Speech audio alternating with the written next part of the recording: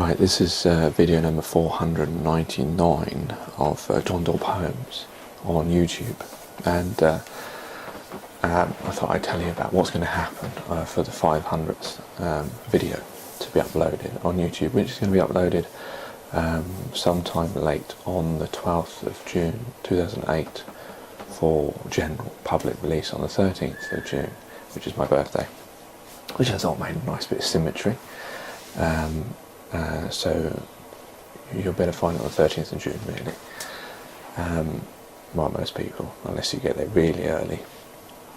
And it's a Latin poem. Well, it's half Latin, half English, which I had translated for me. I gave the translators the English, and they translated into Latin for me, and that mentions their site on there, which is very good. And they sent me free the audio file so I could learn how to say it. So I hope my pronunciation is nearly as okay. At least you can make out some of the words, though I will put it in text on the side as well if I can. Right, so it's the 500th video on the 13th of June. 45,000 plays so far, which, considering most other YouTube's not very many, but I've never been favouritised, so that doesn't help. Thank you, YouTube. And over 100 subscribers now, so some key figures have come out around this date, and so I thought I'd just tell you what's going to come up after the 500th video, which is called meum. Meum, actually is pronounced meum, which means heart in English. After that we have a poem by well, we have Wilfred Pickett's, I think, first. Another Wilfred Pickett coming up. Then we have, I'm not sure exactly the order these are going to be in, Dripping by Jamie Summers. He, I know, you know, when I last did one of these blogs, I asked people if they want me to read poems, then please drop me a line. So I have one from him. He's a work colleague and a friend. So I've read that out, and also after that poem that inspired the Parade of Lonely Hearts, and then hopefully, if I get round to it, the readings of the space science fiction The Void, the Mental Institute Charringtons, and the second series of Jacob Jake's Serial Killer. All to come up. They're quite big projects, not finished. None of those are actually finished. So they might sort of start and hopefully finish on here. So you might get a little bit of input on them. Also, I suppose I should make you aware of a new thing. You will notice the link has actually come on to the YouTube page on John Doyle Poems already, which is now, let's see if I can remember it, it's www.blogtv.com/people/John Doyle Poems. There is your chance to interact with me live. I've recorded some shows already, and they're already on there, so you can go on there and you can see them. The first two are mostly poems, me reading poems out, and some of which are on YouTube, some which might not be. And the third show was just chatting with general people.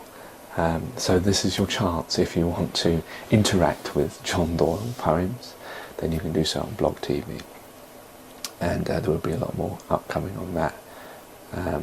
And obviously I also go a bit behind some of the poems. What I'll probably do is, at the end of this video I'm making here, to make it fit up to 10 minutes, I shall probably put some clips from those Blog TV, so you can have a see what you're in store for, plus some clips of the upcoming videos, and I think that's enough for now, isn't it?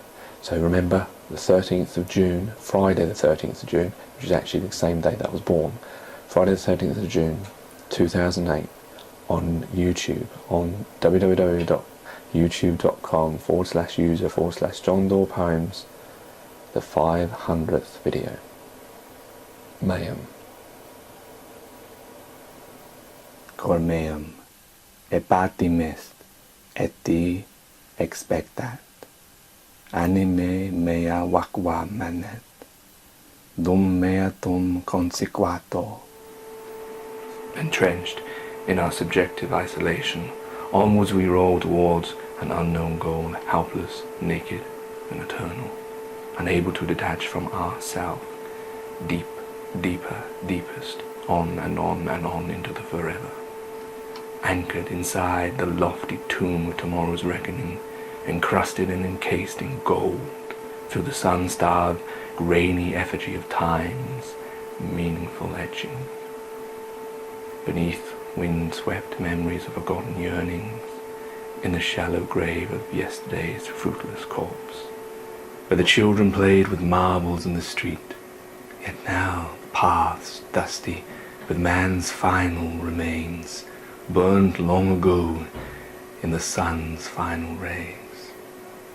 The lost ones cry still for the final passing as they walk down the graveyards which were once abodes, the tombstones with no names that once were roads, and the lost ones place wilted remains of flowers by each door side by side, and make wet the ground by their feet with their tiny, tiny tears.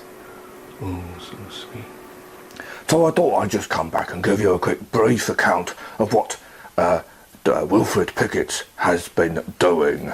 I have been doing a lot with the Daddies, and the Daddies have been taking me out all over the place, and generally just leaving me there and scarpering as quick as possible. Now, I think the Daddies have been conning me a little bit, because they've been giving me sort of suggestions of where to go, and we go to these restaurants and order lots of food and things at my expense, and when it came to paying, it always went to Wilfred, didn't it?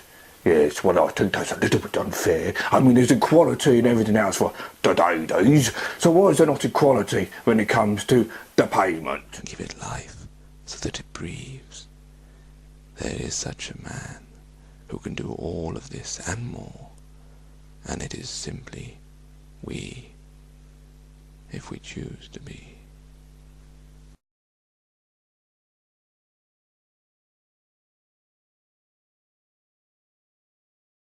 That's probably going on about one of my, not pet theories, what do you call it? One of the motifs or whatever that I use like my poems, which is something I genuinely think anyway, is that, and that's what it's in the last line, which is usually the most important line of my poems. It's the thing I leave you to think about, is that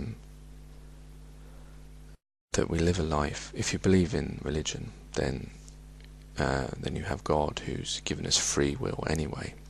If you don't believe in religion, then you've got even more free will. And in that sense, that we choose the life we're living. We choose to live in these separate countries with all these different rules, in where economy rules us, where partition rules us of different bits of lands or whatever. And that's what it means. It is simply we, if we choose to be, that we can be all these things. We shackle ourselves in the sense that this planet has enough food. I think it was on some program for 6 or 10 times the amount of people we actually have. So we got 6 billion, so nearly 60 billion people we could supply food with, and yet we only have 6 billion, and yet people starve. And even though it's the people within power that actually have this, wield this control, although we all pay a part of the price of the life that we all choose to lead. And that's what that line means, that we in the West throw a lot of food away and waste a lot of things. We produce endless amounts of the same things, hundreds, thousands of different brands of shampoo and soap and things like that, which are they really necessary, or are we just wasting our time? I think we could live this life a lot better, more productive, and actually doing things that are really necessary, like putting more input into medicine and into social things rather than economic things that benefit those that have the money. And I'm sure that in the future these things will get sorted out, and in whatever this future is, this utopia, people will look back on us as we look back on those before us in an even worse impression, and they will think we were basically cavemen because of the way we chose to lead our lives, the way that we let children around the world starve, or people die of diseases, that we have vats full of medicines, and we choose all that, or people in power do, or we've inherited that from the people before us, and we won't change it. I know it's more difficult than I'm suggesting, because obviously the problem is the people who own the bits of land, the countries, they won't want to lose their power. So I know